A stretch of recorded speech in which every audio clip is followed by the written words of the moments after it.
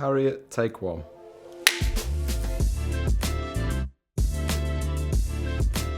I did the Strategic Business Management Masters at Manchester Met. I'd heard a lot of really good things about Manchester Met from friends who had studied, and the course content looked brilliant for what I was after. I wanted something that focused on strategy within business, and this course was one of the only ones I could see that really had that element, and felt like it gave me the edge when I was going to apply for other jobs.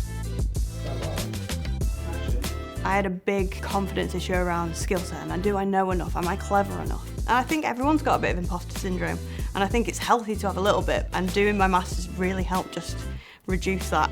I think it's given me the confidence to apply for the positions that I wouldn't have applied for. It's given me confidence when I've been interviewing, and it's given me skill set that I didn't have before.